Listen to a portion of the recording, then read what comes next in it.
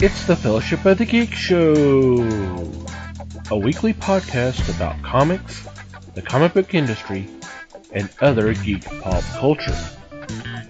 Music courtesy of Manny the Martyr. And now, on with the show!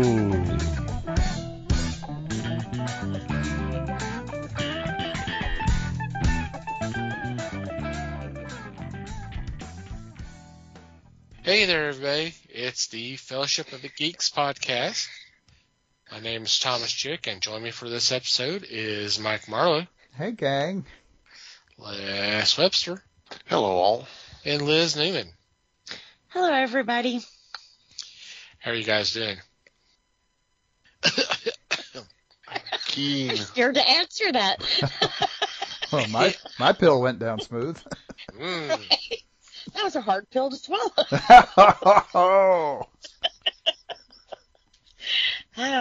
Zing. Y'all laugh at that, so come on. Zing.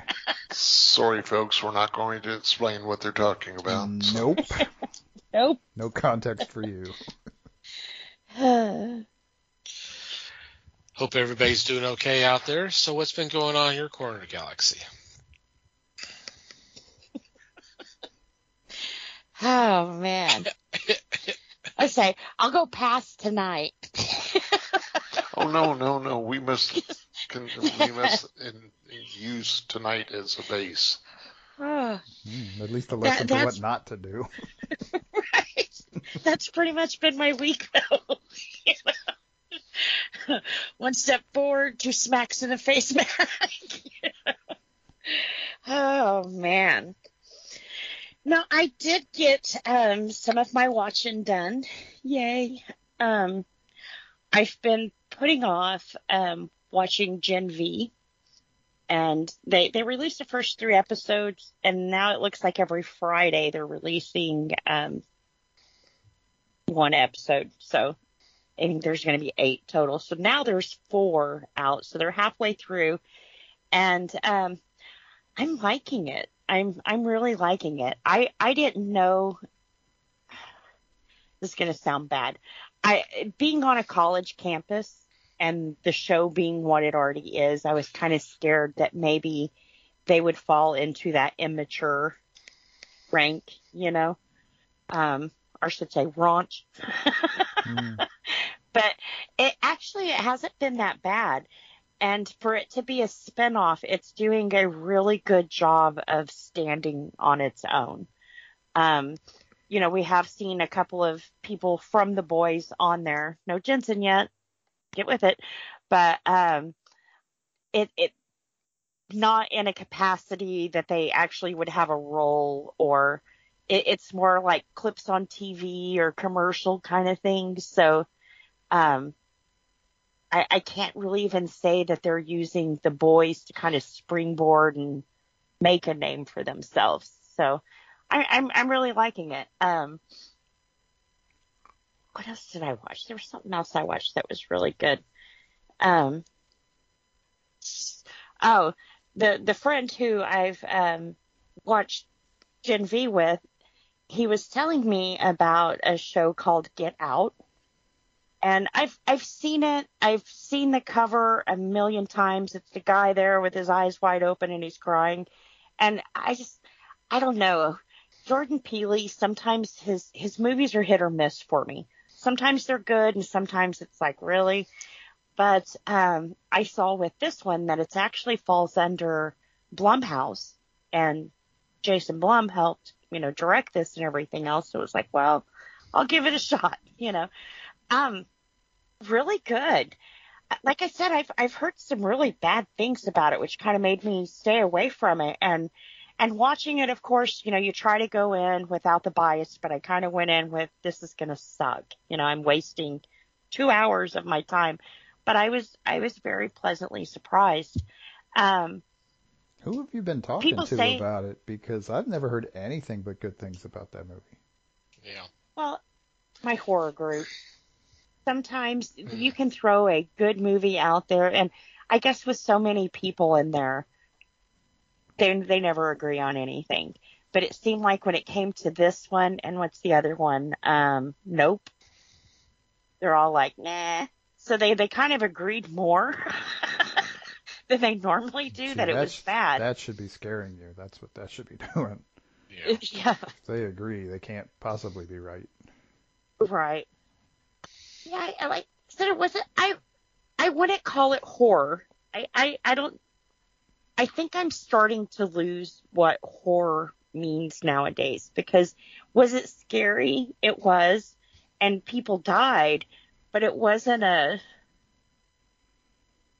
I don't know. It wasn't the kind of leave you in your seat, oh my God, scared kind of scare. I can't really even say it was scary, because it was kind of one of those things that, I mean, yeah, I guess it happens, but it's not something you hear about all the time. I mean, I don't want to go into too much detail on the movie, because it's still fairly new out, I guess. But it basically boils down to a black guy is dating a white girl, and they're at that stage in their relationship where you take them home to meet the parents. And the first thing he asks her is like, hey, you told him I'm black, right? She's like, oh, it doesn't matter. They're good people. And he's like, yeah, but still, these are things you want to tell the parents before you just, bring me up here. So they get there, and I can't say that these people were racist in the sense of racist, but it was more in the sense of they wanted to look good, so it made them look bad kind of thing. They were so out to prove that they weren't racist that they came off racist, So, it was kind of one of those things. And things start happening, and you're like, oh, it's because these people are, they're fucking racist. And then you find out that no, that's not the case. And it's just some weird, creepy shit going on. So it's a horror movie, but it's kind of a thing that it doesn't happen every day kind of thing. So it's not a scary thing to me, I guess. I don't know. Like I said, it was scary, but I wouldn't have considered it horror. I think this was more of like a psychological drama horror kind of thing. I don't know if there's a difference, but yeah. So anyways, it was good. I liked it. It's kind of one of those two that even after it goes off, you're kind of thinking. It makes you think. And, like I said, when these people, the way that they treated him and stuff, it kind of makes you examine yourself sometimes of the things you say when you're uncomfortable, and why does that make you uncomfortable? And, yeah. So it's kind of one of those kind of self-look kind of things. But other than that, it was, like I said, it was pretty good. His best friend is hilarious. I don't know who his name is. I know I've seen him in other comedy shows and stuff, but it was the comedy break you needed, because the show wasn't funny at all, but he was like the relief when it was getting too intense. So, but yeah, like I said, if you haven't seen it, it's pretty good. I don't want to go too much, because I know this was Jordan Peele, but there was a lot of Blum elements in it, especially that twist I like. I love when you get comfortable in a show and you're like, oh, okay, this is about to happen, and this happens. And a few times it does, you're right.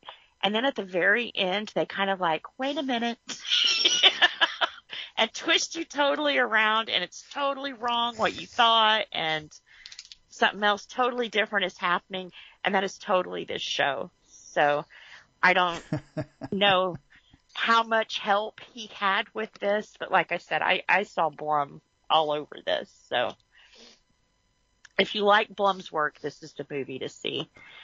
I'll work up. Uh-huh. My understanding is that it was his first directorial credit. Was I think it? For so, Jordan yeah. Peele, yeah. So, Yeah. I mean, Oh. he probably did have some help, but yeah, this was basically his, I mean, he'd been on TV for years, but this was his first film. Yeah, this is the one that launched him. Yeah. I could see that, because this is really well done. Like I said, I'm surprised at some of the flack that I read over it. like I said, there are parts in it that it made me feel uncomfortable for the guy. It was like, oh, how can they say that? Or, no, you don't do that. And so it's kind of one of those, but like I said, I really enjoyed it.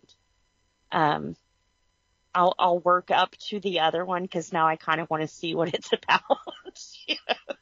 But it has aliens, and I'm kind of critical on how they do aliens because sometimes it can come off real cornball. Can I make a suggestion that you're not going to listen to? Try not to go into it with any assumptions. Now, I will also admit that I have heard less good about Nope than I have about Get Out. Right. Yeah. It wasn't as successful. It didn't go over as well. Yeah. But I think part of the deal here is that you tend to get yourself in trouble with assumptions. Right. Well, no, this is my assumption off the trailer they put out. Right. It's just kind of a, But like I said, nowadays, I don't know, is this supposed to be considered horror too? I don't think so.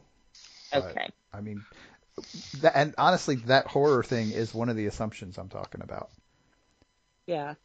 This is why I hate labels so much. Because honestly, it ruins the experience. Because I think people would have enjoyed Get Out a lot more if they didn't know it was a horror movie. Right. Because they're not making the assumptions that you would make with a horror movie. Yeah. And like I said, it does have all the elements that a horror movie should have, but to me it just didn't come off as horror, something to give you nightmares later, or I mean, you could make the same arguments. I mean, you could almost be describing, when you're describing Get Out, you could almost be describing Tucker and Dale versus Evil. Whether Get Out is all that much like that or not. But the deal is that movie plays on a lot of assumptions about horror movies and a lot of tropes, and it flips them on their head, which is why I love that damn movie so much. I don't know if I've actually seen that one. Really? You need to. Oh, my. You got to work that out. Maybe for Halloween. Maybe we could figure something out for that. Because, you should see it. Do it for I've heard the name, but I can't remember the movie. So it may be one of those that we get into watching, and I'm like, oh, okay. Oh, yeah, it's this one. Okay. This is it. Oh, yeah, it's got Wash in it. Right, that one. Yeah. Mm-hmm. But, a confession, I didn't know a lot about Bruce Campbell until I met you guys. And now he's like one of my favorites. So I'm still learning some of this. See, and the fun part about that is that the vast majority of what Bruce Campbell has done was not horror. Yeah. I mean, most of us got introduced to him through horror. But he's been in so much stuff. Oh, God. And he's been so good in a lot of it. A lot of it. Well, see, I had watched him in, like, Burn Notice and stuff, but I didn't know a lot about... I think I'd seen some of Ash, but not all of it. But, like, Bubba Hotep, I didn't know about that. I didn't know about They Call Me Bruce. And, these are, like, his funny horror movies. So, yeah. So I still have some to learn. But I think also his style of horror isn't always the style of horror that I go for. If I'm watching horror, I want to be scared. Sometimes it's okay for it to be funny, but most of the time, I want to be scared. I want my heart and my throat kind of scared, And it's been a long time since I've seen a show that was like, wow. That scared shit out of me. See, and this is again, this is an assumption, and I think it's dangerous. Is that, I mean, you're assuming that you can still be scared. Yeah. I mean, you're a parent, for fuck's sake. What's really gonna scare you? I mean, you've literally had a kid walk up to you with part of a finger missing. Right. what the hell in a movie is going to scare you? True. So Well, you gotta get as past a that kid- wanting to be scared and just enjoy it for what it is. Yeah, I was gonna say something. You talk about one of the prerequisites to being a horror movie that it gives you nightmares or something like that. I haven't had a nightmare from a horror movie in forever. I can't even remember. Yeah. I Well, mean, not necessarily a nightmare, but like make you flip the Screwing with light your on head, real quick right. before Screwing you go with in a your head. room. I can't. Yeah. Well, I can't remember. I've watched. I haven't watched as many horror movies as you have, but I've watched a bunch of them, and I realize that I still haven't had that effect in forever. Yeah. I remember one nightmare. I remember, and it's not. It's debatable if it was a horror film. The original version of When a Stranger Calls. And it was the whole thing of the constant phone call is saying, have you checked the children? Why haven't you checked the children? I had a nightmare based off that a couple weeks after seeing that movie, and we're talking 100 years ago. But I can't remember a nightmare based off of a horror film. Yeah. I mean, I'm watching and I may get a little. Of course, you got a little. Well, tense up a little bit, and of course, you got all the jump scares because that's all they do now. Right. They can't really build up genuine, get you scared. Yeah. They can't do that anymore. That is a lost freaking art. It's all about jump scares and gore and that type of stuff. Yep. Right, the easy way out. And that's what Yes. most of these horror movies fall back on.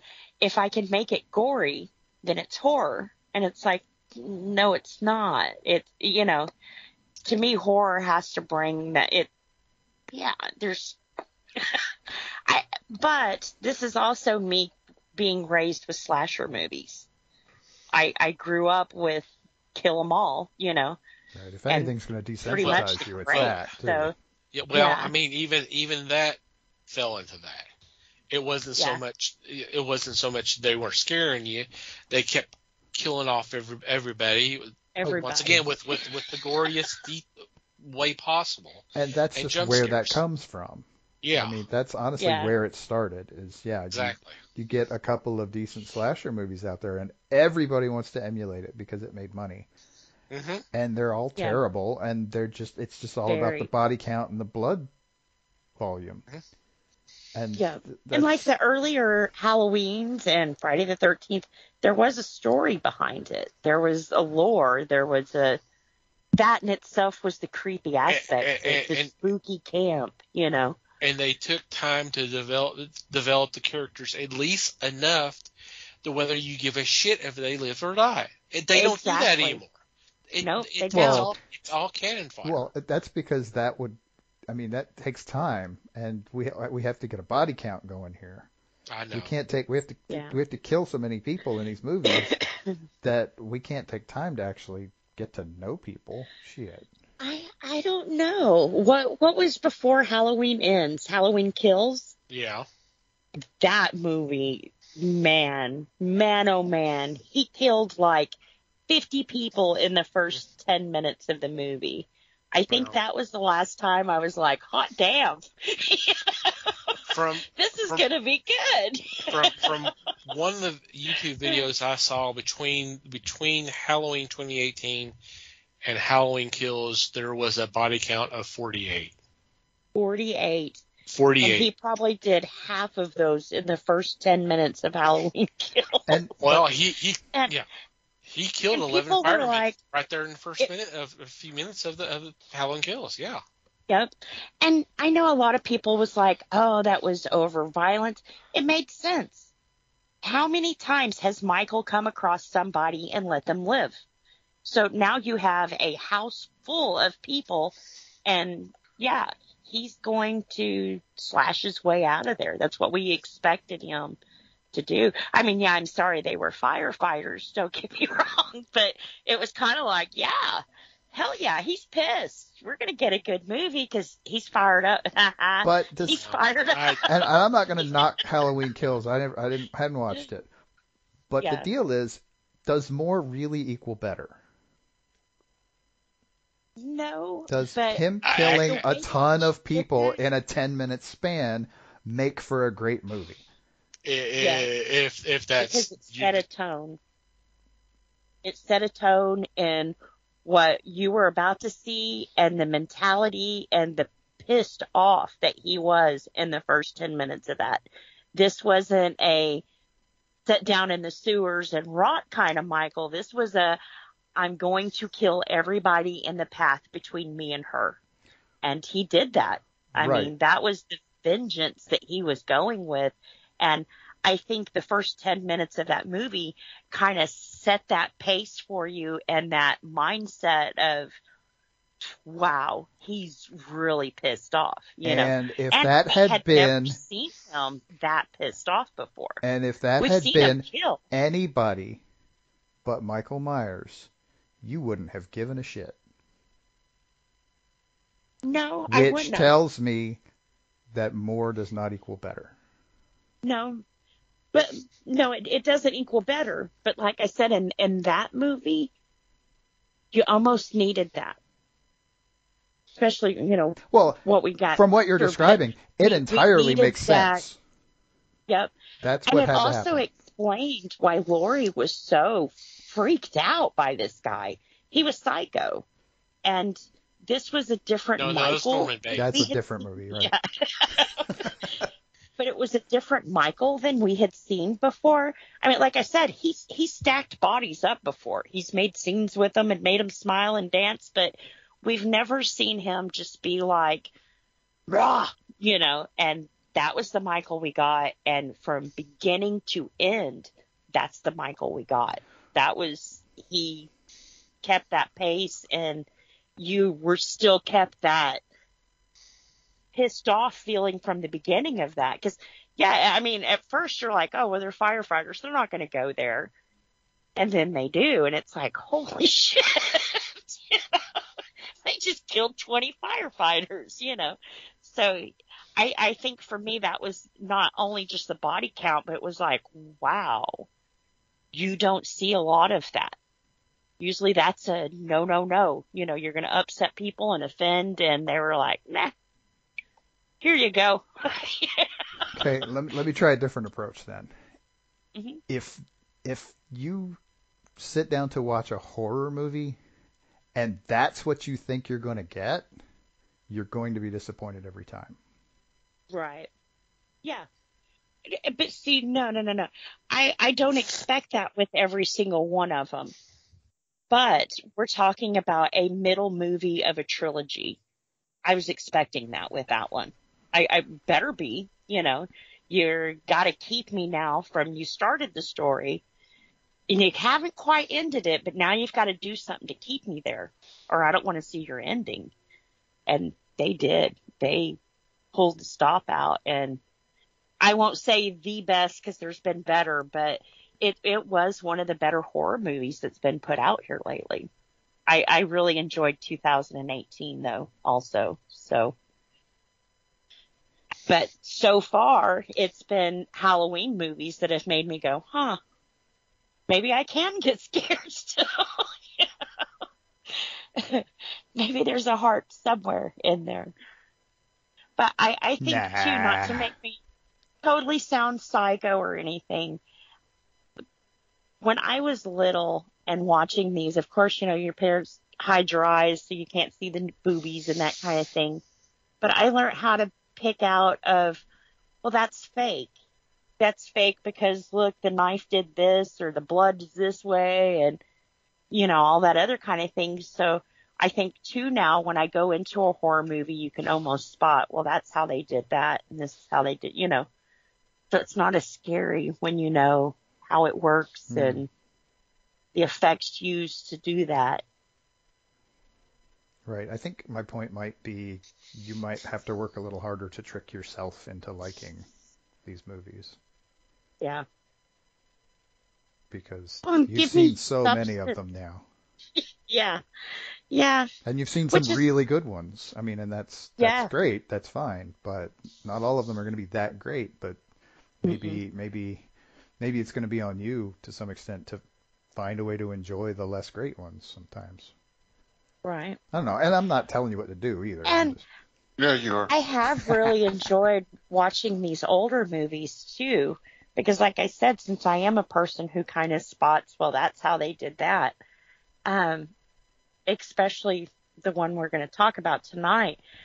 When you look at the effects that was used and you think, my God, this is 1958. This isn't, the 90s or even the 80s. This is 1958. And just to pull off some things that the older movies did, it's respect, because some of these newer movies can't even do that with these fancy computers and,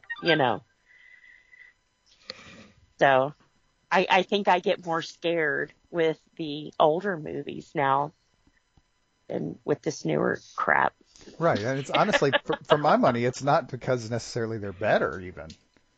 Mm-hmm. It's just they had to come at it from a different... Work harder. Right, they had to work for it, and they had to be creative, and they had to do... And sometimes they're not, and, that's great too, yes. But sometimes those are hilarious, but yeah. Well, they had to rely more on their story than the effects. You ain't going to get them through the effects. You got to get it through your story. So some of them are just better written than this stuff nowadays. Yes and no. Well, I think we're about to drop an episode that may prove that wrong, but yeah. Anyway, we'll get to that eventually. Yep. But yeah. I'm enjoying whatever they have on TV right now. Good. Although, have you guys noticed they're also playing Christmas stuff now? No. Oh, yeah. Yeah. I watched like Fred Claus and, God, I cried all the way through Elf, but I even watched Elf the other night. It was like, damn, we haven't even hit Halloween. And normally I would be kicking myself in the ass for even thinking Christmas, but I was watching Fred Claus. It is possible that in our lifetime, every single movie that comes out will be a Christmas movie. Mm-hmm. Yeah. Just like all foods are bought by Taco Bell.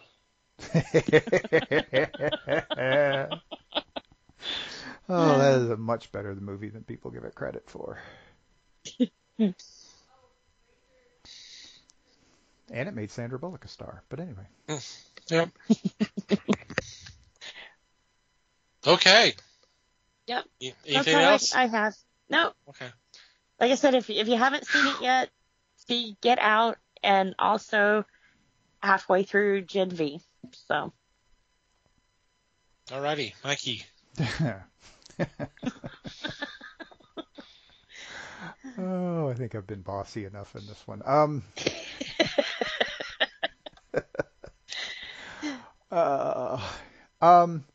Honestly, mine is, I'm going to lame out a little bit like I did last week, essentially, because I've been busy doing podcast stuff. Between wrapping up things we've done and preparing for things we're going to do. There's, October's a busy month for us, and I didn't get to do much else this week. So, not that I'm complaining. I'm having a good time doing it all, but it is definitely taking up a lot of my spare moments.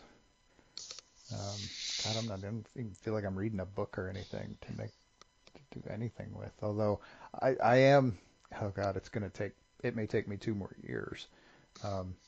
That it was this past Free Comic Book Day when we did the rounds around town, and I picked up that massive Bone collection. I am slowly working my way through it because I had not read any of them before. My kid has read them, and I hadn't read them. Oh, wow. It is taking a while because this is a big old thick book. Yeah. But I am working my way through it. One of the banned books? I think it was at one time. I don't know if it still is. It has been in the past. Yeah. I couldn't tell you why at the point I'm at, but because he's a ghost. I think that's what it all boiled down to is then you have to. Are you spoiling this book for me, Liz? Holy cow. Oh. sorry. No, I mean, no. Wow.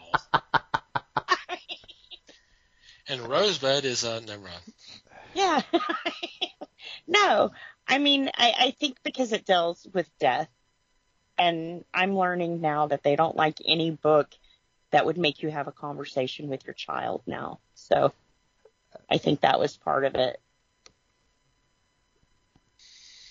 So, yeah, but it's very good. Very I good. should totally keep reading, huh? Yeah. Are you enjoying it so far? Oh, man. Oh, yeah. Yeah. It's a lot of fun. I think I'm somewhere. Stupid rat creatures. So is this like collected like omnibus or? Yeah, it's like an omnibus. Oh, wow. All of it. Yeah, it's thick as hell. I bet. It is. Yeah, it's huge. I have a few of his books. I think Les made me buy a few of his books. Probably. Oh, good. Yeah. Here comes the bus. No, it's the good no, stuff. I mean, that's a compliment because I knew anything you ever handed to me, I was really going to enjoy it, and did. Well, I appreciate that. So now you need to start handing her those horror movies we were talking about, Les. So There you go. when she goes in knowing she will enjoy it, we'll see how that changes her attitude. Books. He also recommended Schlock. So books. Yeah, you knew what you were getting into with Schlock. Right. Also, Schlock was awesome. I mean, for the kind of movie it wasn't bad. I just have to give him hell. Well, Liz, I will say this. You really don't have to.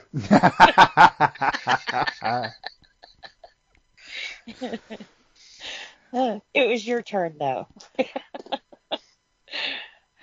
Oh, I've seen it.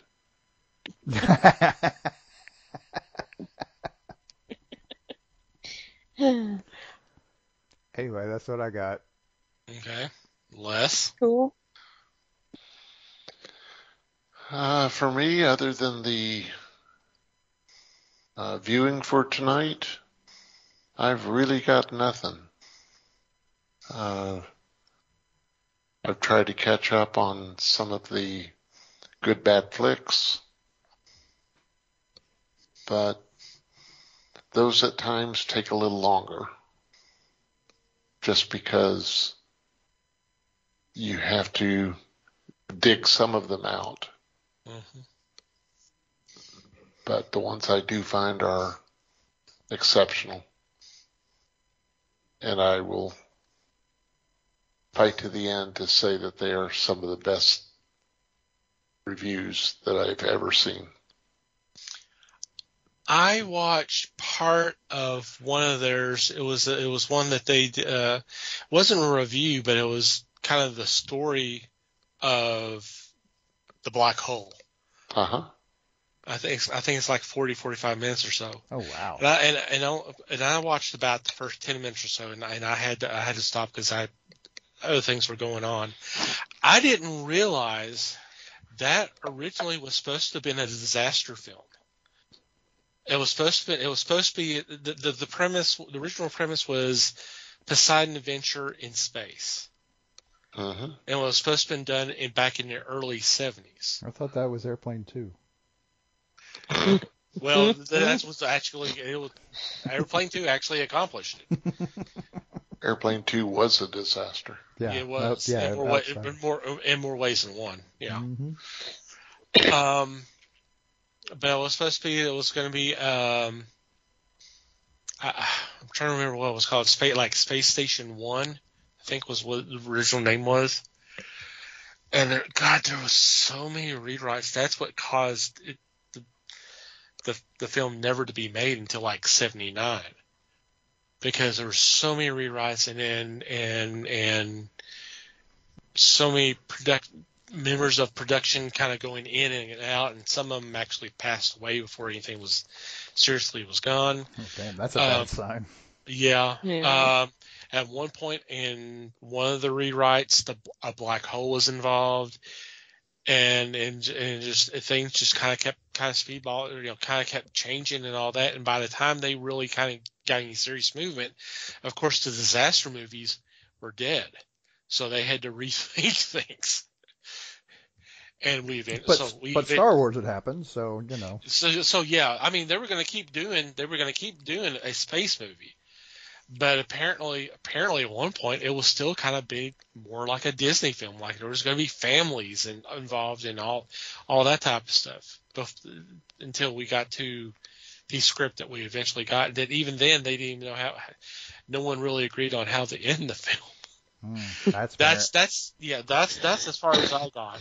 But I mean, yeah, it was like Space Station 1, and it turned like Space Probe 1, and it kept changing back and forth and all that kind of. But it was originally supposed to be a disaster film. I'm like, that premise could still work if someone actually sat down. But One of them I did watch was about Galaxina. Ooh, I hadn't seen that in forever. With Dorothy Stratton. Dorothy Stratton. Yeah. And it talked a lot about Stratton and her personal problems, which ended very badly. Yes, it did. And to think that she was on her way. Oh yeah, she was about to become big. But she had two things against it. One was her husband, obviously. Yeah, her husband, yeah. And to me, the other was Peter Bogdanovich. To me, he was a total ass. So. He liked his young blondes, that's for damn sure. Yeah. Yep. And she was about to do a movie with him, and he wanted her for his movie, and so he could say introducing. But she did Galaxina instead, which he tried to put the kibosh on. And to me, he was a dick. Pardon my language, but he was a total asshole. And personally, I still think he's an asshole. But that, he's not going to worry about me anyway.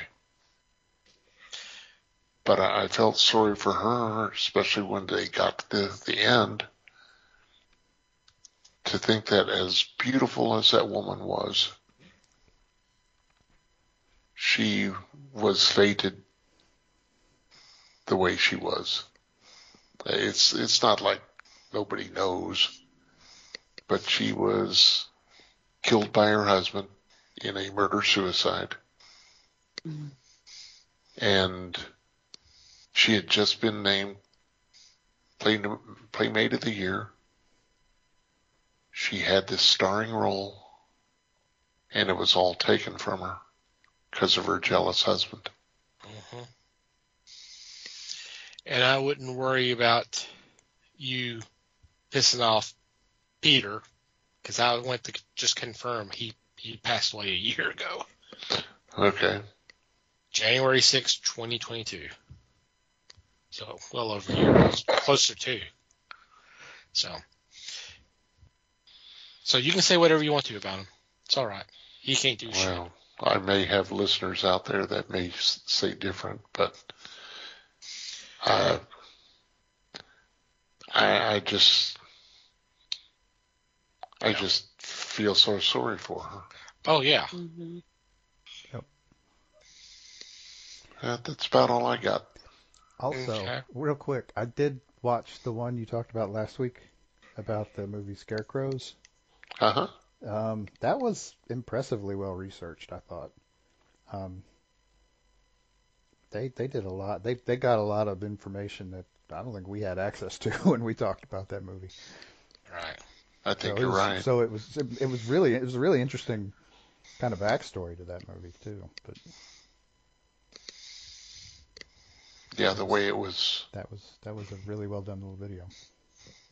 What did you think about the assistant director and the other guy that were traveling back to Los Angeles to do some edit. Oh man, yeah. And they missed their plane. Oh God. See, we live in Dallas too, and so we're all old enough to remember that crash. Yeah. So yeah, that's wild. Oh wow, they were supposed to be on that. They were supposed to be on flight. Was it 191? Yeah, I was about to say wasn't it Delta 191? Yeah, I think so. Yeah.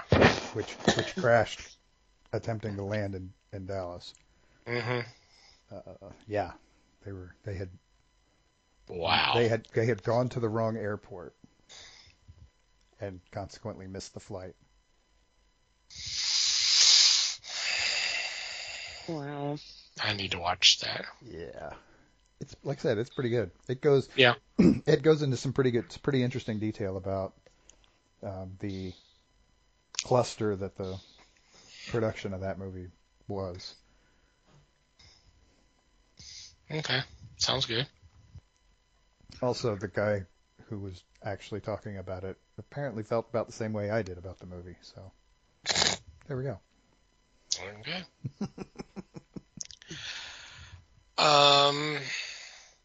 For me, in addition to researching for this month's material, I've been kind of on this nostalgia kick. So there's a channel on YouTube that has put together. I think I talked about this last week, or I may not. I don't remember right now. Episodes of Match Game. Yeah, we talked about that last week. Okay. I have come to a conclusion that I guess just this has really kind of hit me within the last week, obviously since I talked about it last week. It could be the mindset I am in right now or my emotional state right now. But oh my God, I really can't stand Rhett Summers right now.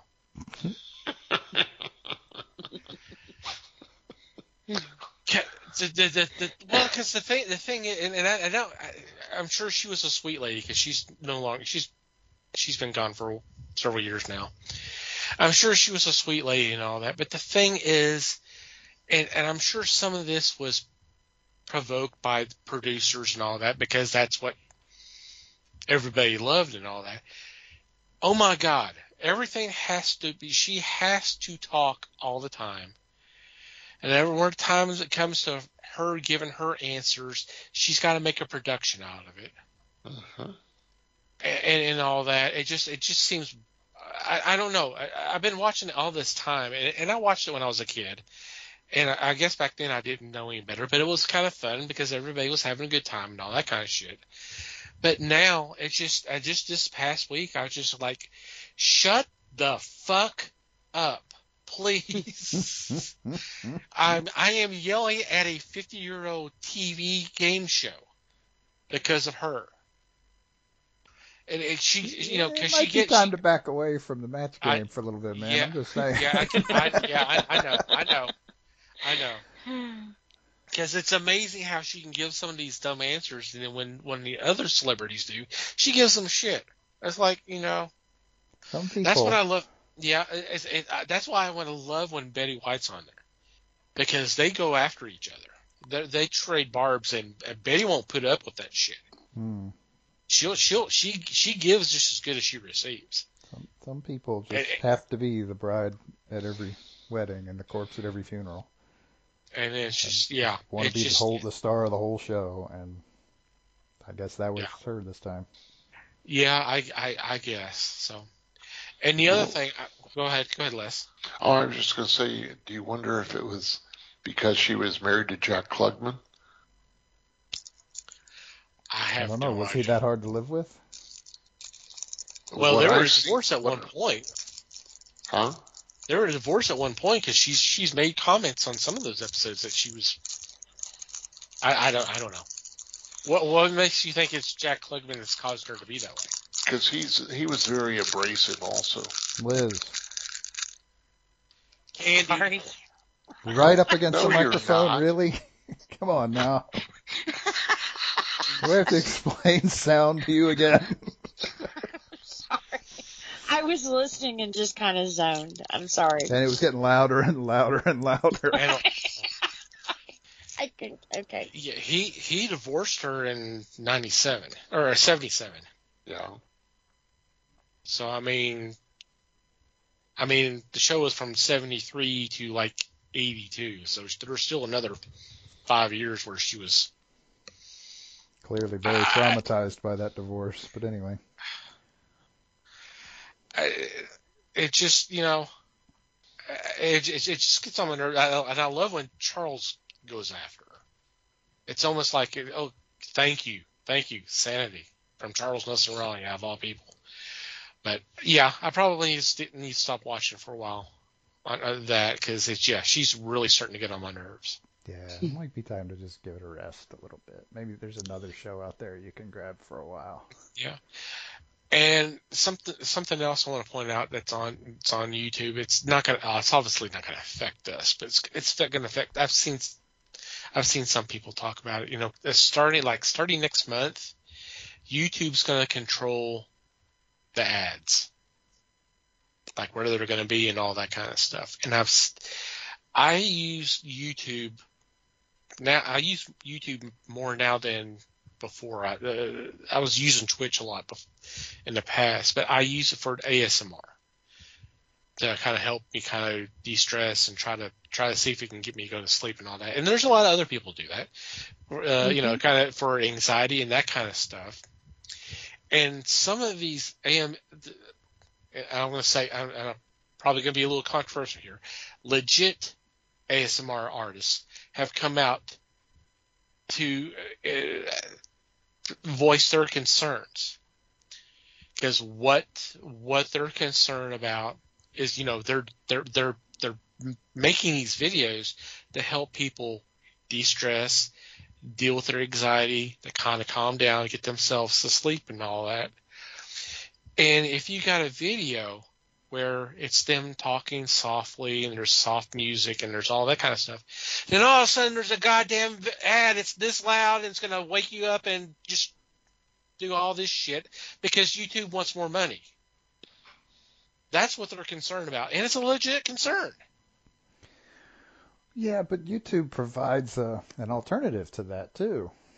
You can pay them to not have ads. And that's the other thing. Either they want more money one way or the other. It's either by doing more ads or forcing people to pay for no ads. Mm-hmm. And there was one video I tried, because I've been trying out different arts, try to see your style and all that. And seriously, 1 minute into a 15-minute video, I got a fucking ad. Mm-hmm. And you're going, oh my God, I can't even get started into this to see whether this person's good or not, because there's a fucking ad. So I know there's some of them that are trying to appeal to YouTube and say, hey, can we work something out? And I don't see that being unreasonable. Okay, you want more ads? Okay, maybe shift it toward the end, or at least do something to where it's not offensive to the senses. Because I know there was people talking about that back when I was doing ASMR on Twitch, because they were going to do the same damn thing. And they're going, okay, can you control the volume at least, to where it's not just shaking people out of their senses or waking them up when they're trying to go to sleep, using this as an aid to go to sleep, and all of a sudden you got a loud, violent commercial for a video game. Something for a big movie or a video game, or even just a screaming ass car commercial or something. Right. Mm-hmm. It's like, okay, you want to do this? Can we reason this out and use some logic here? Which, yeah, I mean, we're talking about these big companies. Right. Major corporation. Yeah. That's not going to fucking happen. Right. So it's going to be interesting to see what happens here in another few weeks. I don't know what they're going to do. I don't know what these artists are going to do, because I don't, where can they go? I don't know. Because obviously Twitch is not an option because it's going to be the same damn thing. Right.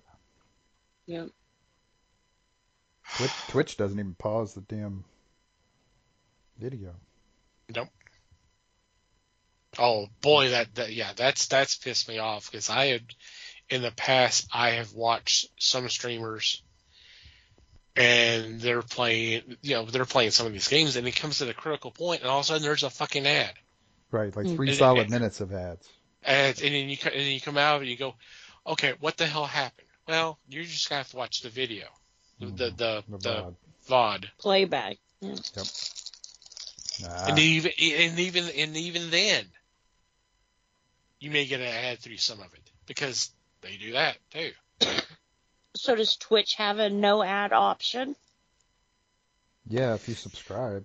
If you do the turbo, which is basically $12 a month. Or you can subscribe to a specific streamer and get no ads for them, but that's just one streamer. But that's just one streamer. Yeah, the turbo you can do at 12 and it takes care of all the ads, but it's $12 a month. The streamer doesn't get any of it, I'm betting, or very little of it. Oh, I bet. I bet that. I don't think they get any of it. That's not cool. Yeah. Well, I know on YouTube, I was talking to one of my friends who do YouTube videos and stuff, and because I had wondered about that too, because it was like, it's pretty much pointless. You don't make money off me. And he says, actually, we do. They make more money for a premium customer to set all the way through their video than they do with, I say viewer, than a viewer who's watching the commercials and stuff. I don't know how that's figured, but so he's like, actually, your time is worth more on their channel. Oh, well, that's cool. So half the time I just let it play. Right. Sounds like it's based on the time played. Yeah. So yeah, that's easy enough. But yeah. So they kind of do get some of the money that I spend, to get no commercials. I should say there's a bonus for them. Yeah. Since they're not making money off me. Right. I don't know if Twitch does that, but YouTube does. I'm not 100% sure, but Twitch seems, at least the streamers make it sound like it's based more on viewers at any given time than the actual minutes watched. I mean, they have bullshit stats that track all of that shit, but none of it seems to matter more than how many people are watching. Mm-hmm. And those are the commercials that you can't shut off, right? Right. No, you can't. You can't skip through them. I think you can. And they're playing while the streamer is live. So it's not like it stops what's going on. That sucks. You just can't hear it.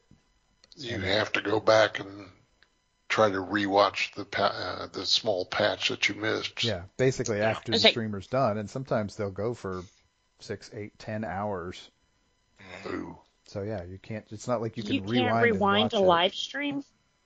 Oh wow, I wouldn't like that. The only way you can do that is if you're trying to do a clip, which you can't. I mean, that's about it. But you can't. No, and it doesn't go very far. Rewind. No, yeah, there's a I don't know what the time limit is, but it only goes back maybe a minute. I don't know. I've never tried to do a clip of a video on Twitch. Me either. I hadn't cared enough to find out. Yeah.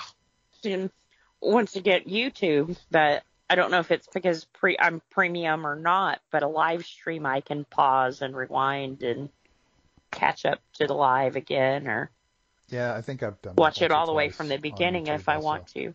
Yeah. Mm-hmm. Yeah. You can. Yeah, you can go back. Yeah.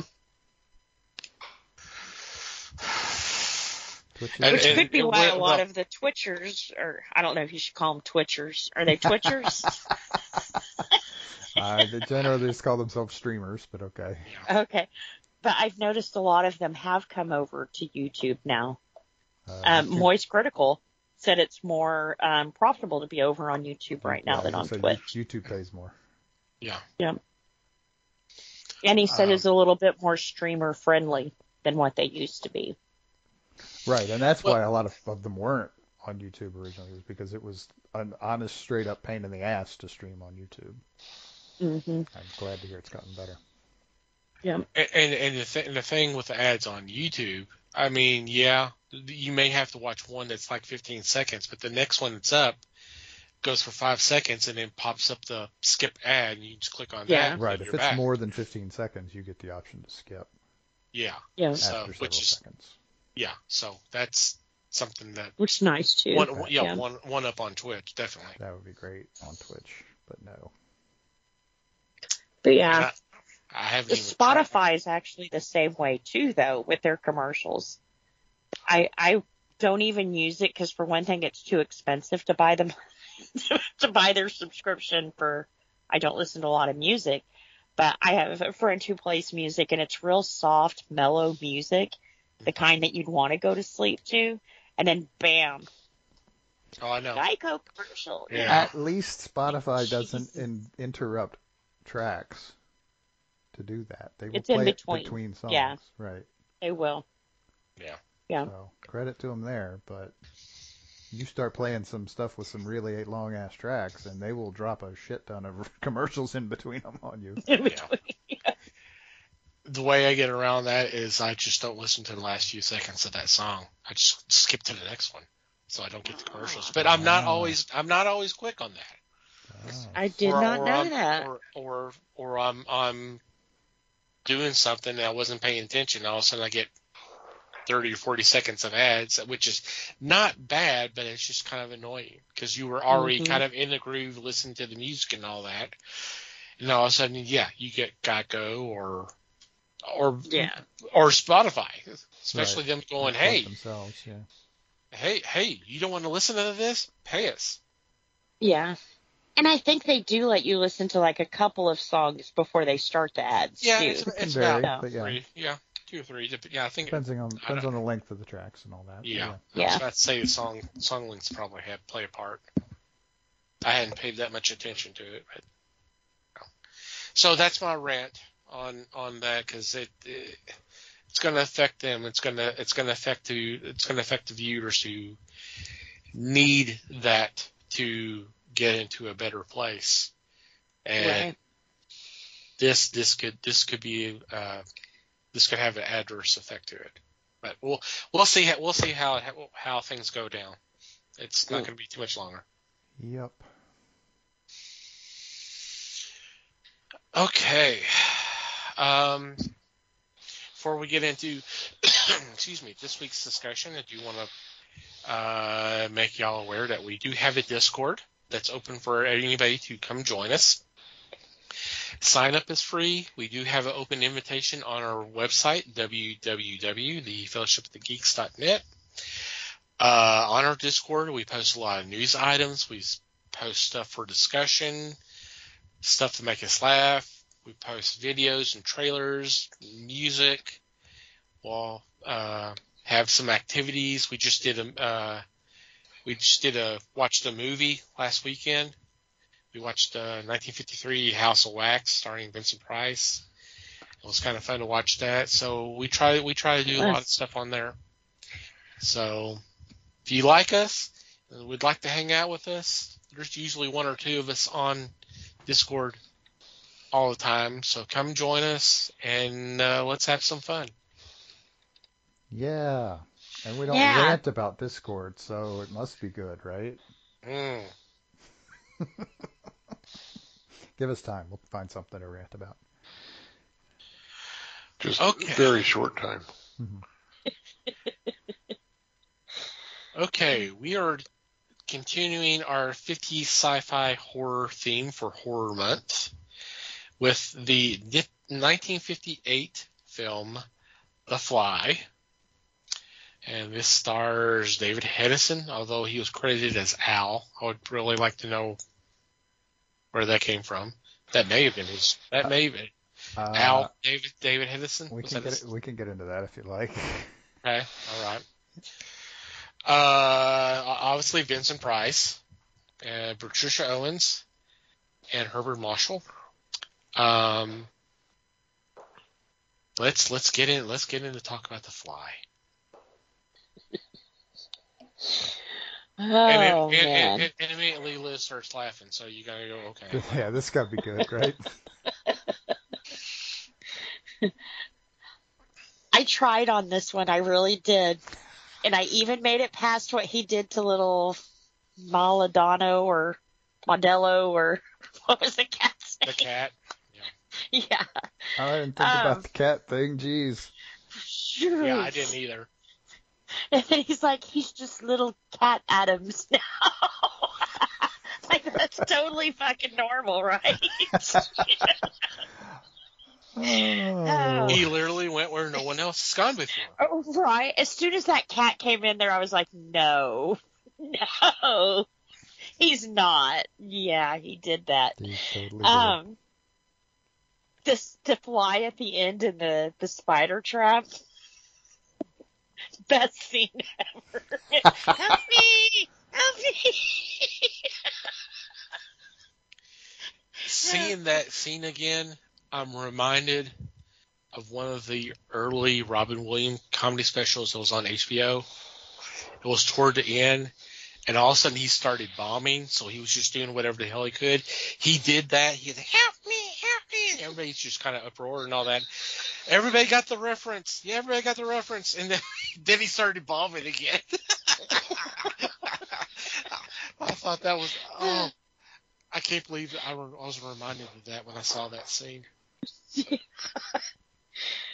So that was something, all right. So you're saying you were not a fan of the film then, huh? No, parts of it. And honestly, where it started and then went to the end. She liked the part. She liked the part with the words on it on the screen at the beginning, and after that it went to hell.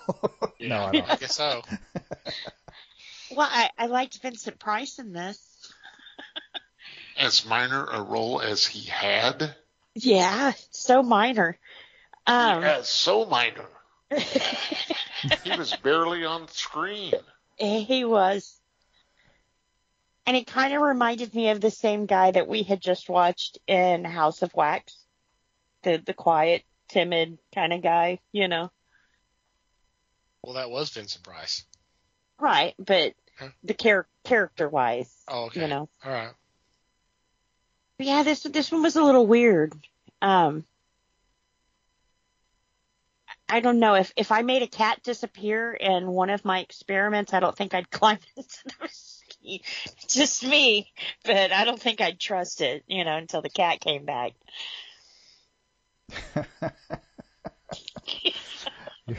You're not very good at movie logic, Liz. I'm just saying. And one thing I didn't understand is it kind of looks like a minotaur fly, you know, half his torso. But the guy himself only got a head and an arm. So it's kind of like, why did the fly get half his body almost, but the guy only got his head and his arm? His head and his arm. He was wearing the lab coat the whole time. You didn't see how far down it went. Yeah, true. That's all. True. He was trying to hide. He wasn't going to just rip off his jacket. Look at me! That point. Right. If this was an Arnold Schwarzenegger movie, he totally would have done that, but it was not. Yeah. It was David Hedison. Apparently it was him under that thing the whole time, too. Huh. But anyway. Ouch. Yeah. Oh, he complained about it. Oh, I bet. About he couldn't act with the damn in that thing. There are a lot of actors that turned down that role just because of that. Mm. Really? Yeah. Huh. Some big name actors turned it down because they would not have their vision on the screen. They're constantly you wouldn't see their face carrying the mask. I could see that. See, really wouldn't know who they were. See, and I actually thought he did a pretty good job when he was in that getup. Yeah. I mean, he complained about it later, but I mean, he complained about it being extremely difficult to act in it, but I thought he got some stuff across. Mm-hmm. I thought he did I reasonably agree well. there. He couldn't speak, so how much acting did he really have to do? It's all body stuff. It's all gestures and A motion. couple of hand slaps on the chest, Yeah, I mean. A knock on the table. Yeah. Oh, that would have got me. I would have been like, don't you be knocking at me, buddy. You're the one who did this shit to yourself. Yeah, you just keep that knock. You wouldn't have made it in the 50s either. I wouldn't have. Yeah. I sure wouldn't have. And you've got to remember, it was the second time that he tried it that he had this problem. Right. He had already done it once. He had told his wife that. Mm-hmm. Well, I thought he did that with a gerbil twice. That sounded bad. There goes our rating. Doesn't sound what rating? Title. Shit. Rating. Yeah. It'd be even worse, except it was a guinea pig. But anyway. Well, I thought when he had said he had done that before, he was speaking of the gerbil or guinea pig. No, he did it. No, he's talking about himself. Yeah, he did it with the guinea pig in front of the wife. She saw that. He did it on his own to himself after that and had to type it out on the typewriter so she could read about it. And what kind of weirdo little kid goes around collecting flies? Now, like lightning bugs, caterpillars, hey, cool. Flies? That's like crazy. This is the kind of thing that a mother looking to get her kid the hell out of the house for a few hours would come up with, doesn't it? Yeah. My kids would have been flying quick. Your kids would be out there kidnapping cats, but that's a different problem. Oh, man. But when I think of The Fly, growing up in the 80s and stuff, I automatically think Jeff Goldblum. Have you seen that movie? I have. Okay, I have not. I refused to watch it. When I heard it was Cronenberg, I was like, nope, I'm out. When it was what? Cronenberg. Oh. David Cronenberg directed that. Yeah. And no, he did a lot of nasty stuff. Did he? Just stuff that doesn't appeal to my taste. I mean, there's nothing wrong with it. So like movie-wise, not. Yeah, no. Yeah. Yeah, I didn't mind the 80s version. Kind of it totally different than this one for sure. They kind of go into more of how it happened. They showed the fly getting into the thing, and everything else, and it was more centered around his transformation. This one kind of seems to center more around her being crazy. This one, the 58 one, I think displays the fact that the writers and the makers of this movie didn't really understand what atoms were. Right. I think one of my problems with this movie is there. The science is really sketchy in this movie. Yeah. Well, it's dated for sure. I think we understood atoms better by 1958 than these bozos were expressing. True. Just the little kitty atoms, The kitty atoms could still meow, apparently. Yeah. Whatever. Didn't that kind of also remind you guys of Charlie and the Chocolate Factory? Was that Veruca Salt that he... No, it was the little bratty boy that he transferred through. Yeah, Mike TV. Yeah. He's up there. I was expecting the little Oompa Loompas to come out. That might have improved it. But anyway. Yeah, I have to agree with you. I didn't particularly. I didn't like this movie that much. There were a lot of things that I thought it could have done. It could have been a better movie for sure. Yeah. I would have. I agree with you. I would have loved to have seen Vincent Price in this more. I also would have liked to see his character have a spine. Yeah. But whatever. He was just. I mean, he's one of those actors that he manages even the simplest character. He can make it complex to an extent. And I thought he sort of did that here. I wanted to like him, but it was just really hard to like him. I don't know. I also found it interesting that this is, I mean, we're landing on him somehow. This is another movie where there's I won't say strong female character, but definitely a prominent one who plays a large part in the story. Which, again, bully for that, but I would say that this story was told from her point of view, and that's why we didn't see a lot of the transformation or him do it, or that's because it's all told in flashback. Which, my God, it took for fucking ever to get to the flashback part. I was utterly bored with this movie halfway through. Utterly bored, because there was just, I mean, it was a murder mystery that we knew the answer to. The very beginning. She was just acting crazy. And it just that part dragged and dragged and dragged. And by the time we get to the quote unquote interesting part of the story, I was already done, and the interesting part of the story was not as interesting as I wanted it to be. Yeah. I mean, and don't get me wrong, this is an important movie and people should watch it. Just don't expect me to go through it again. Because like I was saying before this, though, with the special effects and stuff, I mean, they nailed it as far as it looking sci-fi and stuff. They could have done a little bit better job with the fly, but, I don't know. I thought the mask looked pretty good.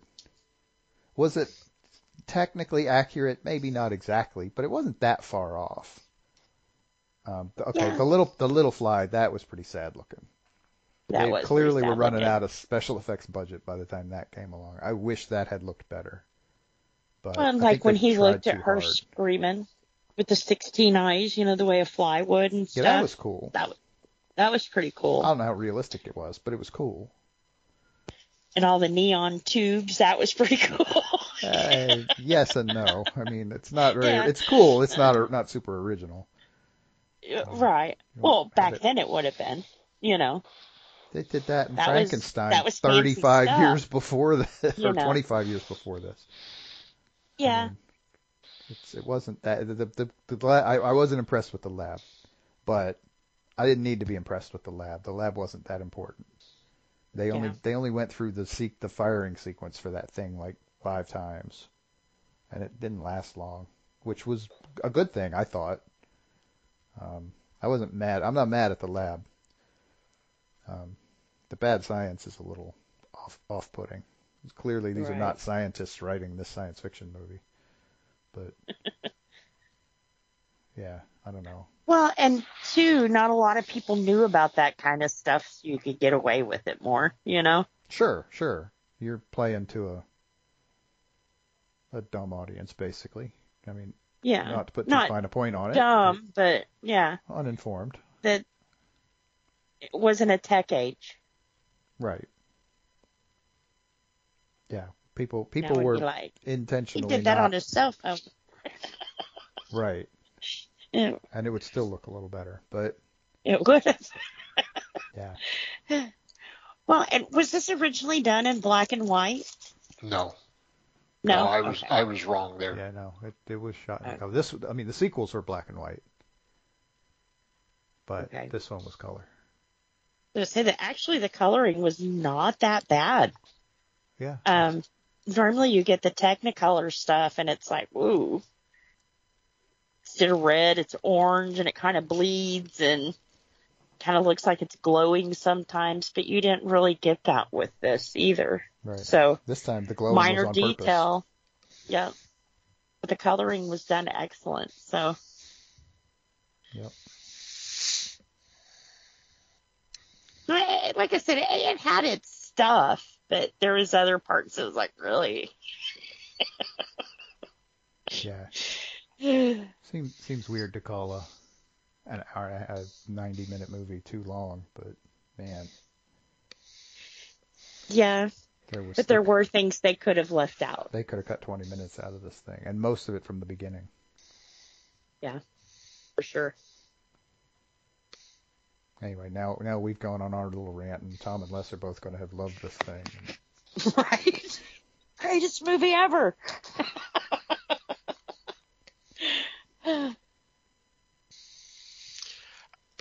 I mean, it's okay.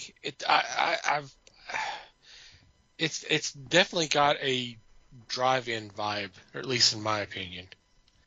That was what it was geared for. I don't know if that was the case or not.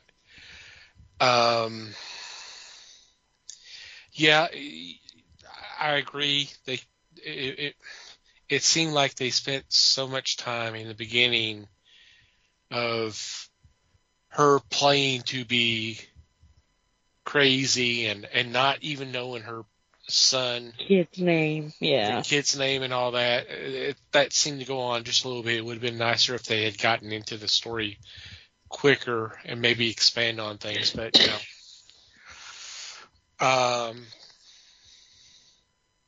would that have helped things? I don't know. Just my thoughts. I think it's an okay movie. It's I've seen worse.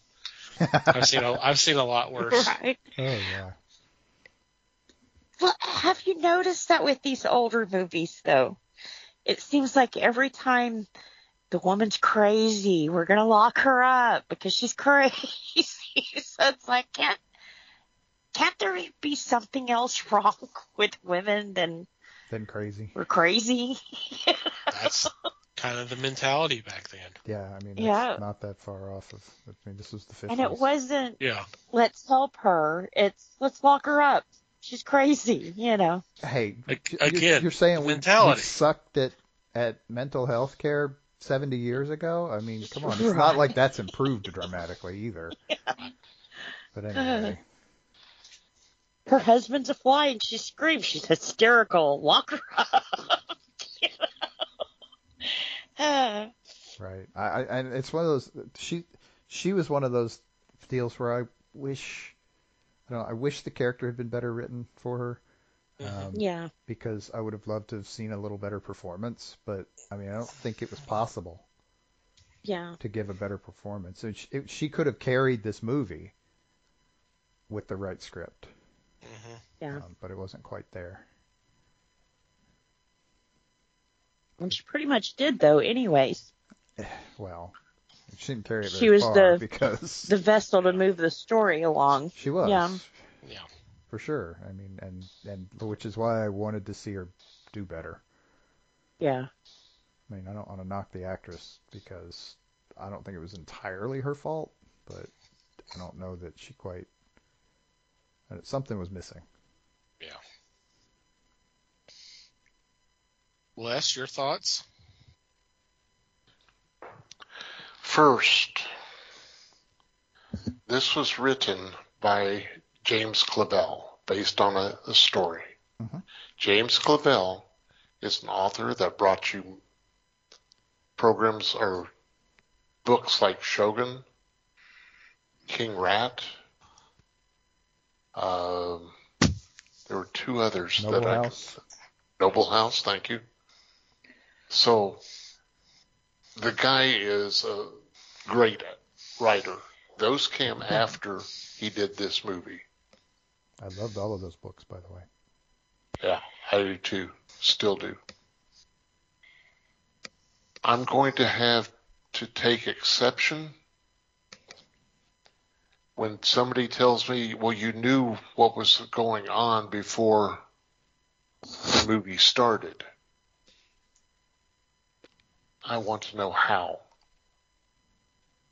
How did you know what the plot line was before you saw the movie? I don't think anybody did. And at that time, nobody did. When this came out in the 50s, science fiction was fairly new. Yeah. Yeah, there were famous movies made, but they were not all pot boilers. This one I thought was an excellent movie. Sorry. To me, you had the woman who was the main character. You had the brother-in-law. You had the child. Yes, the child may sound to be creepy, but he was trying to cope with his mother, who was deemed crazy by some. We know different. And she was acting weird, you know. She was acting weird, but she explained it. She was doing it on purpose, right? She did it on purpose to protect the child. Yep. So to me, her craziness was not unwarranted. Yeah. She wanted to make sure that the child was taken care of, that the child would not be harmed. She did not know what her husband had been doing prior to the death. So to me, she was the strongest actor in this movie. She had to she carried this movie from start to finish.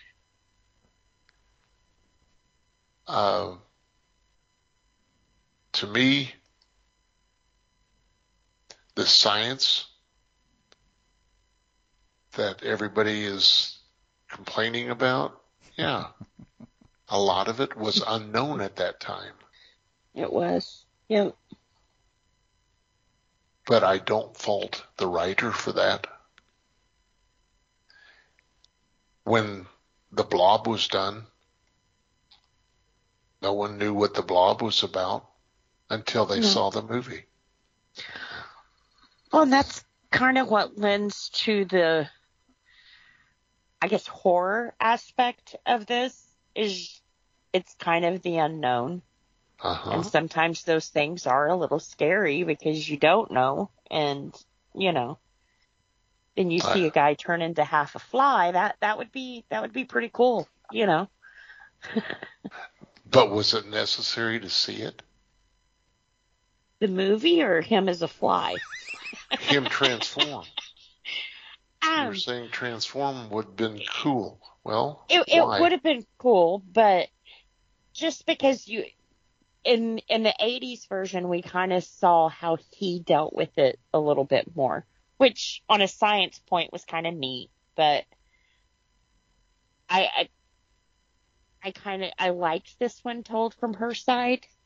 Like I said, sometimes it didn't explain a lot, but it would make sense because if it's told from her point of view, she wasn't there when he did all of that, you know? Right. It doesn't explain a lot because she didn't know a lot because he was hiding a lot of stuff from her. He was. Exactly. Yeah. So whereas the 80s one, it's more from his perspective and you see all of that. So it's the same movie, but two totally different movies because they're told from two different perspectives. So it was neat to see it, but in this one, you didn't necessarily need to see that. Of course, we needed to see the fly head to fully understand what did he do, you know. Did I miss the fly in the machine, or was it just assumed when we see him as a fly that's what happened? He made the statement. He was typing up when he was typing on the the typewriter. Yeah, He typed out the story for her. He told her it would take him all night to type out the story. So the next day she came down and she read it. And they did the narrator voice in her voice. And she read it out loud, and he said that a fly got into the machine when he did it for the second time. I guess I missed that. I missed a lot of the writing on the typewriter just because I couldn't see it. So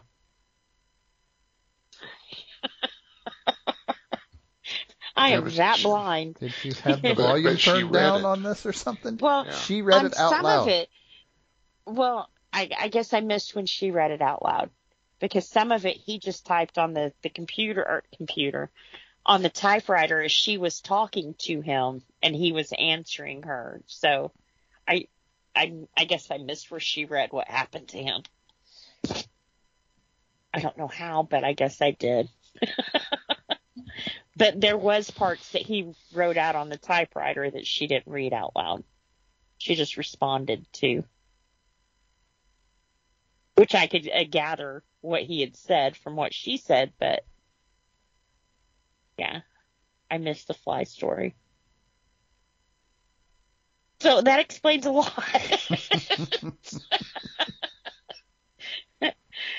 Like I said, I went from seeing the gerbil to the next thing he's had a terrible accident and stay away. And so it's not horrible. I mean, I don't want you guys to think I hated the movie. Like I said, there was just parts that was kind of like, right. Help me. And the flip side of that, and I've said this before, Les, you don't ever have to apologize for liking a movie we don't like. No. Ever. No. I think it's awesome that you love this movie. That's great. Yeah. And like I said, I agree with you that James Clavell was a great writer. I still think there are flaws in the science in this that took me out of it. And why that is, I don't know. We could disagree on that too. Whatever, it's fine. But yeah, dude, you're allowed to like your movies. Yeah. I'm allowed. Well, you definitely made me think about it differently. So, which is kind of cool while we all have different perspectives, because I missed a lot of what you guys saw. A lot of the fun here. I mean, that's part of why we do this, is because we have slightly different perspectives. Look at the damn casting calls. They're always different. And it's a hoot. It is. This is too. Yeah. Dang it. Dang it. Dang it. Dash it all. Mm-hmm. No, I enjoyed it. And tell you the truth, I would put this up against Jeff Goldblum any day. Oh, for sure. I didn't like the 80s one. Damn. I okay. watched Wait it. a minute. There we go. I didn't like it. That's not what I heard. I mean, like I said, there was parts that I liked that was different than this one, but I would watch this one before I watched the Jeff Goldblum one again. And I definitely didn't. Well, I did watch the second one, but I didn't watch the third one. Wow. Now, wait a second. Third one? Which third one? I think there's the third one, isn't there? Yeah, there was 3 in the original trilogy. Yeah. You had The Fly, Curse of the Fly, and Return of the Fly, or Return of the Fly and Curse of the Fly. Yeah. Those were all in the late 50s, early 60s. Yeah, and then you had Jeff Goldblum come in and pretend to be Jeff Goldblum, because to me that's all he ever does. He plays the same role in every fucking movie. Sorry. Yep. No, you're right. You're not wrong. Well, I thought there was 3 of those. There's a lot of actors you can say that. There was a second one in the 80s. The Fly, the Jeff Goldblum came out in 86. There was The Fly 2 in 89. With Eric Stoltz. Yeah, that Cronenberg didn't have anything to do with either. Okay. Yeah. See, I never went for a lot of sci-fi, though. So, I watched some of it, but you didn't go out of your way for it. No. in the 80s, like I said, I was more slasher than sci-fi. So we've heard. Somewhere. Yeah, somewhere. Yep. Like I said, I'm not. This was not my favorite by any stretch, but I do think it's important. I am glad I watched it, and I think other people should watch it too. Yeah. Well, it's definitely a big footprint in the sci-fi genre for sure. No, but it's a tiny little fly footprint, though. Yeah. Half fly. Wow. Half human. And you got on me for the dad jokes before the show. What I want to see this guy do in The Fly is clap.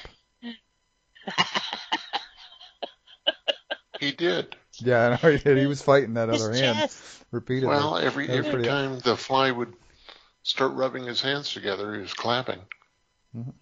Well, see, we were talking about the acting. I mentioned the acting thing with David Hedison. That whole thing with the arm, I mean, that's straight up all that is. I mean, that's an inner struggle, and he basically fought his own arm. His outward portrayal of an inner struggle. I mean, he did it through a pretty decently long scene there near the end. Mm-hmm. I mean, even including like moving in the room, like getting up and walking towards something and then stopping himself and moving back and grabbing that arm and pulling it back. Yeah. I mean, that's where I thought Hedison did a really nice job. Yeah. He did. I think it's worth watching. I mean, just at least once, yeah. All right, check it out. See if you like it. Yeah. You might like it, and that's cool. Mm-hmm. Yeah, make your own decision there. Absolutely. Don't trust us. Shit. But if you vote against me, I'm going to kick your ass. We're just a bunch of weirdos on the internet. We don't know nothing. Come on. Go make up your own mind.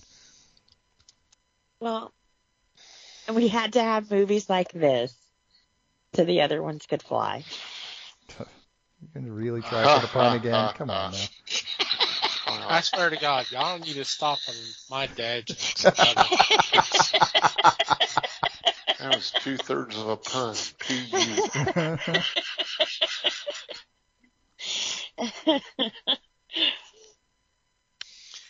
And on that horrific note, we're going to take a quick break and be back with Geek News for You.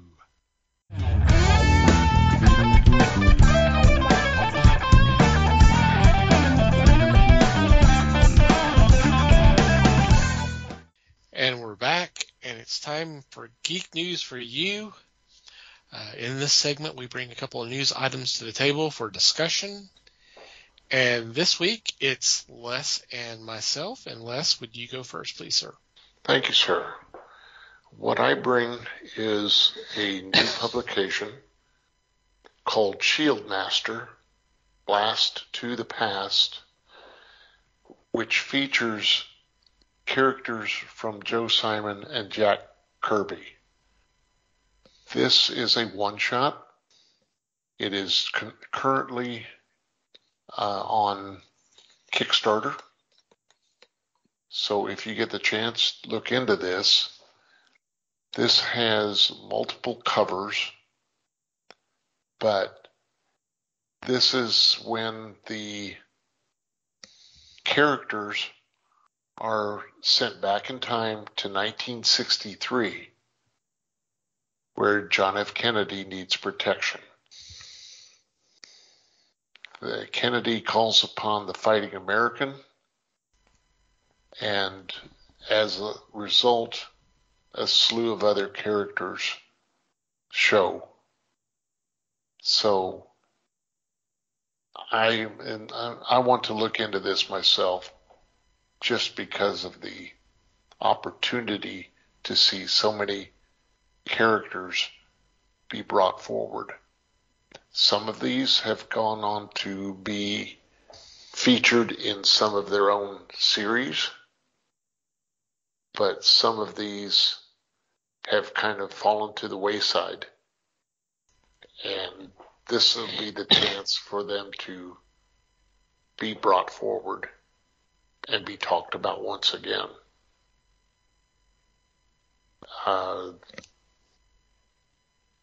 Just thinking, I think, let's see, DC has done The Fly. They did, I don't think, for some reason, I don't think that Fighting American was brought forward by DC. But just to bring this all together, and of course this is all going to be based upon the assassination, and I'm going to say attempt of Kennedy. So local flavor, to me this is going to be something to really look into. And for anybody that enjoys looking back, as I do, this is going to be something to be amazed with. So that's my choice right there. Pretty cool. Should be fun. You like a little history in your comics, huh? A bit, yeah. It can be fun, for sure. Cool. That sounds interesting. Yep. Well, I hate to bring things down, but I'm about to do that.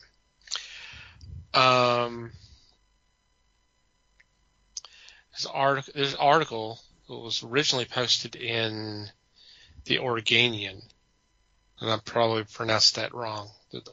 Oregon, but it's Oregonian. Oregonian. Oregonian. Okay, thank you. It's a story about a man named James Strand, who lived alone, although he did have family members. He passed away at the end of July, just shy of his 88th birthday. And apparently his house was broken into 8 separate times. Damn. And the thieves took a bunch of books, a bunch of Golden Age comics. Apparently there was Lovecraft manuscripts, original art, and all that. They said they're saying that the estimated value just on the books and comics alone, $2 million. Damn. I mean, from what they're saying here, because some of it's had already hit some of the bookstores and comic book stores and been sold. First edition of Stephen King, $20,000 Bernie Wrightson original art. Just a lot of that type of stuff. A lot of stuff that's right in our wheelhouse, basically. Yes. Mm-hmm. Damn. And even with the art being included, now the FBI is involved, and the description that they've been given, I think they got it. What did I see here? I mean, like someone was dressed as a nurse, someone was on crutches, selling this stuff to stores, and it's. So they apparently have some kind of lead on these people, but still, 8 separate times. And the thing is the family never even got a chance to get in there and access the collection, because apparently from what I'm reading here, they didn't think they could get in there, and then before they realized they could, it was a crime scene. Dang. Not right. That's not.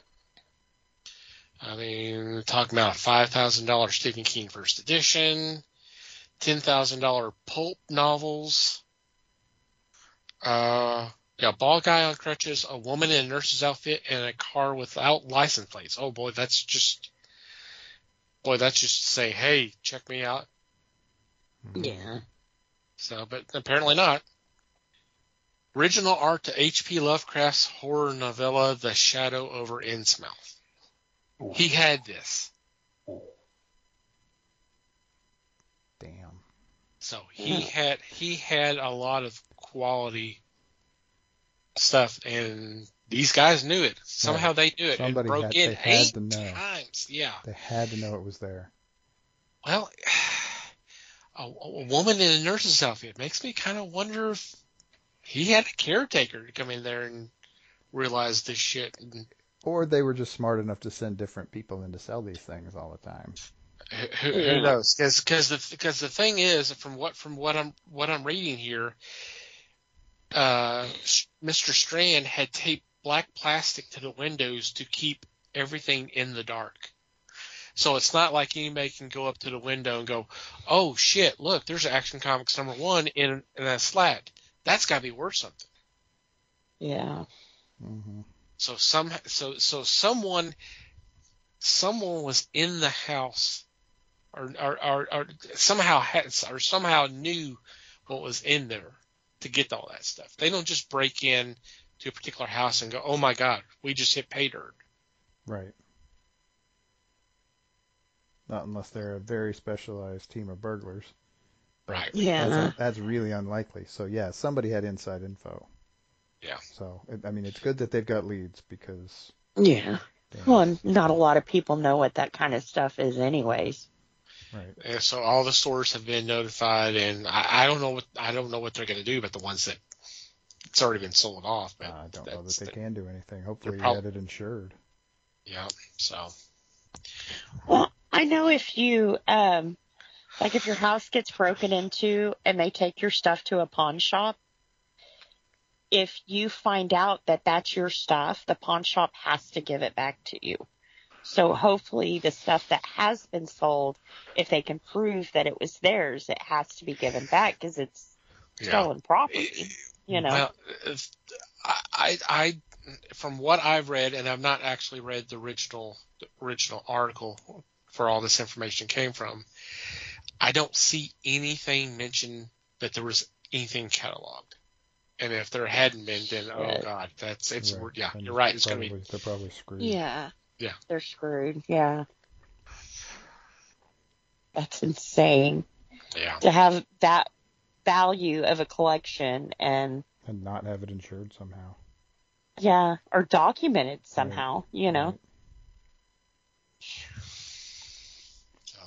Right. I can tell you what's out in my shed, and it's not even $1 million collection, you know, but I know what's there. So that's crazy. One of the local. No, it's not my shed.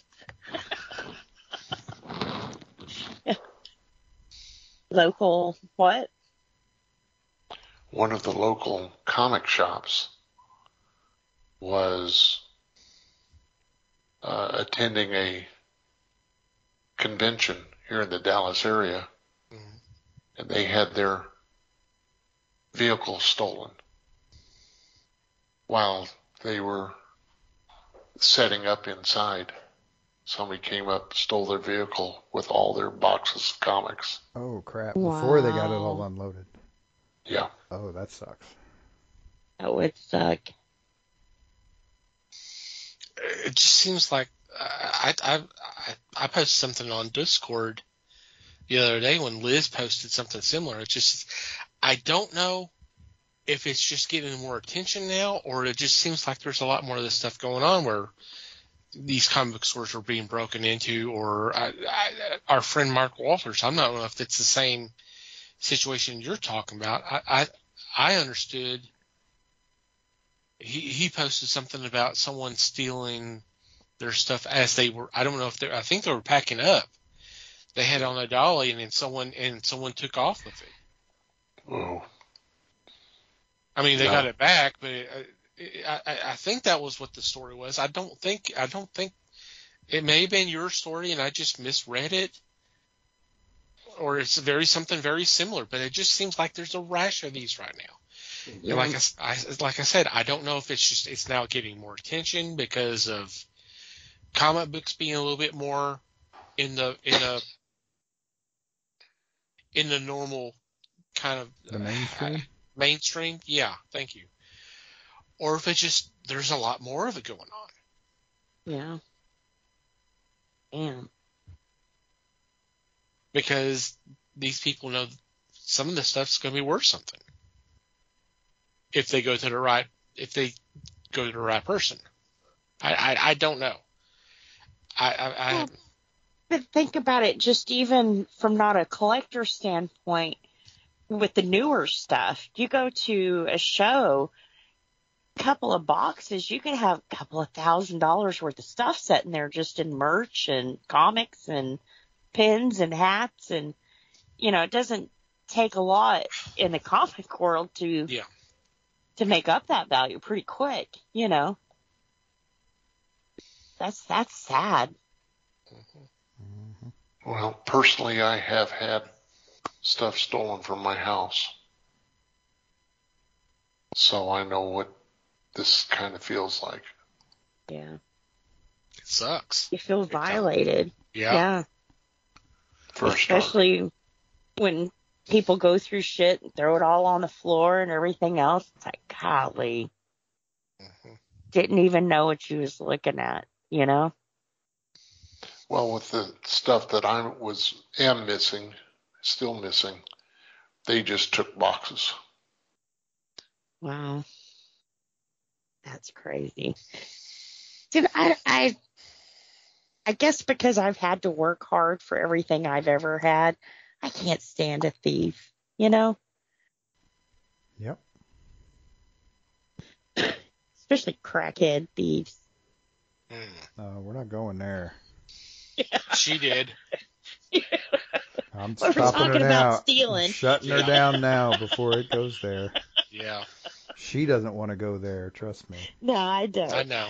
I don't. But yeah, that's pretty sad when, like I said, most of these people taking things, they don't even realize what it is. And I know for me, it's not necessarily the value I have into it, but the sentiment I have into it. And I can imagine they broke the spines. Ah! Sorry. They creased the page. Oh my God. Dog ears. Oh. Talk about horror story. There you go. Why would you even dog ear a comic book? It's not that long. Finish the damn thing. Finish Come it. on, Yeah. jeez. Have you ever heard of a bookmark? Or memorize the freaking page number. Right. Yeah. They're coming back. There's only 20, maybe 30? 24 pages. 22, 30, yeah 22, on, 32, something like that. Golly. All right. Any special shout-outs or mentions this week? No, don't think so. Yeah. Nope. Not here. Nothing for me. I want to bring up something. Please do. Something significant that is happening on the 19th of October. God. 13 years ago, on October 19th, Les and I did our first show on Ustream. Really? Yes. That's interesting. Lucky 13. That's what you said, right? 13? Yeah, 13 years ago. Okay. You guys just got quiet on me. It was like, uh-oh. No, we were just playing with you. But yeah. 2010? 2010. Yes. The fellowship's been around for 13 years now. Wow. Cool. Congratulations. So. And we did it on a whim, really. Yeah. So yeah, you remember those days, Les? Us just sitting there and and just doing our thing, and talking to whoever was in the chat room, which Mike was one of our I showed chatters. up early. So, Aww. yeah, it's kind of, I've thought about that off and on here more recently, and it's kind of, we're not the most outgoing people, so the fact that we actually did that is really kind of insane. Right. Yeah. Kind of. The thing is we did it for a couple of years. That's before we did the whole thing, moving over to the Google Hangouts and YouTube, and then bringing you on board. But yeah, 13 years ago. Yeah, take this as an object lesson, people. Don't get into a chat room. They'll drag your ass onto the show. There you go. Put your ass to work. I know, right? Jeez. And it's been some of the most fun I've had, that's for damn sure. Yeah. No. Yeah, I know I look forward to our weekly chats. Yeah. Like I said, I sometimes forget this is a show. That's why I shut you down sometimes. We've noticed that, Liz. We're getting pretty good at spotting that, really. Liz, take it down. It's all right. Come back here. Yeah, it's been kind of crazy. Like I said, I've been thinking about that a lot recently. Especially, I got to reach out to Prakayla. We got to have her. Oh yes, please. Yeah. It's been forever since we had her on. Hopefully she will do it. But for those who are not aware, Prakayla is a longtime friend. Badass. Yeah. She tried out for what was the second season of Who Wants to Be a Superhero? That was when it was on Sci-Fi.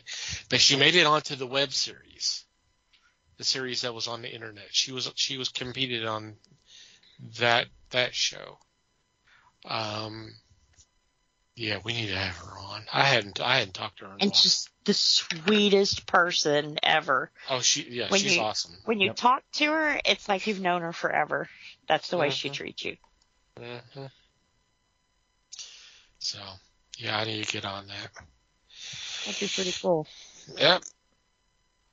Okay, well, let's go on to our regular shout-outs.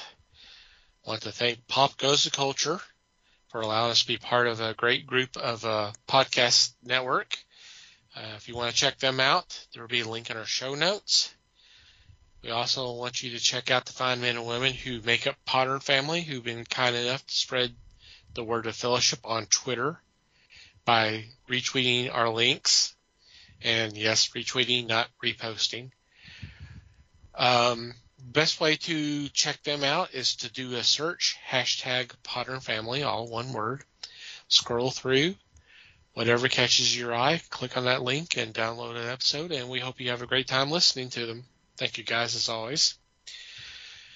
Want to thank Manny the Martyr for supplying the music to the podcast. In our show notes, there will be a link where you can check out their music. Thank you guys. And finally, you, dear listener, thank you for downloading and listening to today's episode. We value your feedback.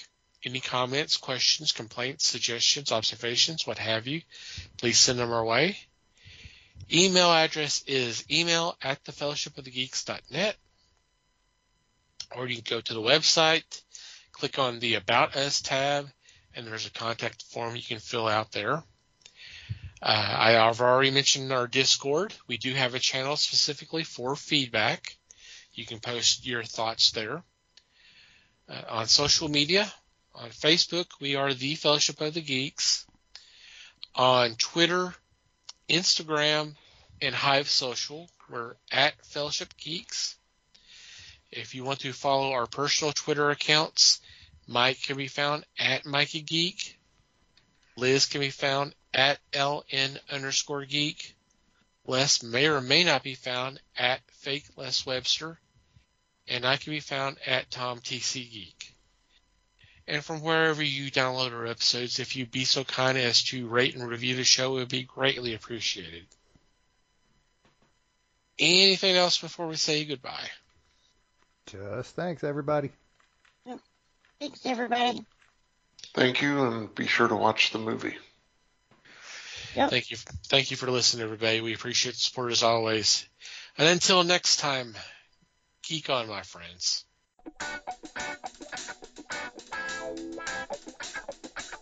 We thank you for listening to the show. Comments, suggestions, and questions can be sent to email@thefellowshipofthegeeks.net.